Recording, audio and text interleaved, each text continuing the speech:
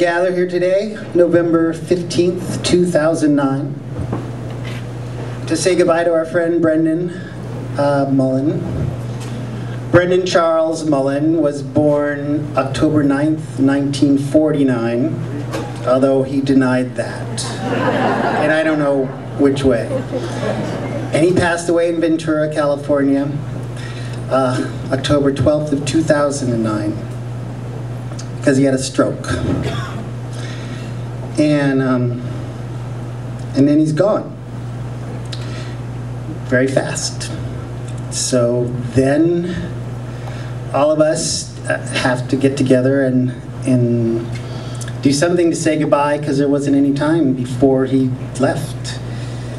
Tonight, there's lots of people here who knew Brendan through all kinds of phases of his life. His sisters, Pauline and Una, are here. I think one of his nephews is here. His brother-in-law is here, sorry. His companion for the past 16 years, I'm just guessing some of this, Kateri Butler is here. Me, I was friends with Brendan since 1977, and I'm here. And other people from that part of his life are here, from that Masque part, and then the lingerie part, and the Variety Arts Center part, and the writing all the books part, and the literary part. Brendan was born in Scotland, and I know that he grew up in Stockport, which is outside Manchester. He spent time in London, England, and then came to the United States about '73 and established the Masque in Hollywood in about 1977. And we know that that was a very important place for most of the people in this room. It's probably the reasons you're here is because the groundwork he laid then that brought people together and gave them a place to express things and belong to something and to make things out of themselves. Helping me move things along is John Fleck, who is an actor and comedian and artist and a good friend of Brendan's, and I don't know where he is. There he is. And he's going to be more funny than me. It's the year of the pork pie hat in honor of Brendan Mullen.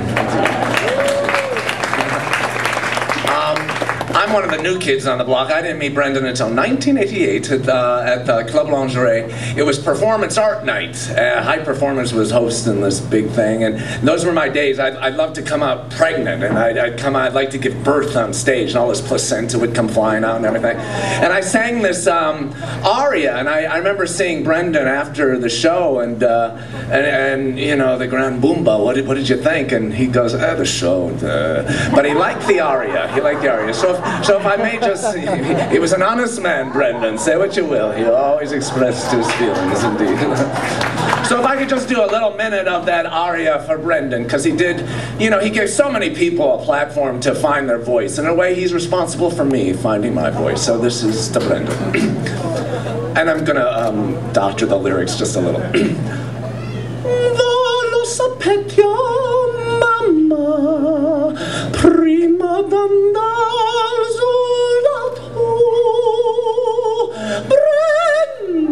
Aveva Kateri, tenno vedrata, aveva Brendan, aveva Kateri, gentrato, tornò, lasciami sposo, e con un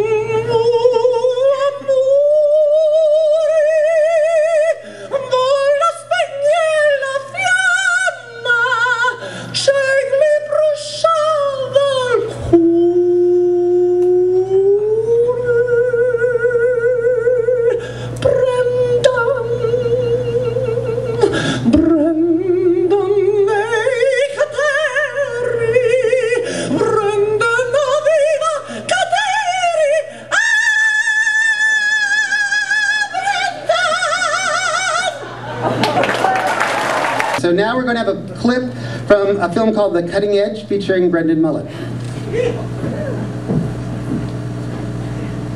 Welcome to the Masque. Here's the peak down into the tune down into the dungeon that we promised you. I haven't been down here for 5 years myself, so I don't quite know what to expect at the bottom. I know it's pretty trashed out, but let's go check it out. And just for fun, you know, well, here's all the graffiti, the legendary graffiti that the place is known for. It hasn't been touched, as far as I can tell, unless it's been touched up a little bit. Here we are at the bottom of the stairs. Ooh, what the hell is this? There's just trash everywhere, right? Because I guess they're just using it. This is the basement of a four-story building. Let's see. You can hardly read any of the graffiti anymore because it's just written over and over and over again. And just anybody that came here, you know, they all had to write their name. That's like Captain Sensible, you know, when the dam came down here. That's to spray paint his names everywhere. The Plugz, they used to play down here a lot. The Dils. This is an example of the latter type of graffiti, you know, that modeled after the New York subway trains. Hippies go home, hippies suck. So, your mother is calling you, you won't go home. Masque welcomes nobody. Well, here it is. The main concert room. This was one of the practice rooms I was telling you about. This, I don't know if we can... Yeah, this is kind of all locked up. This is where the Weirdos started to come into being. You know, they rented this room and they rehearsed here a lot, you know, almost 3 or 4 nights a week. And later on, motels and acts used to practice in there.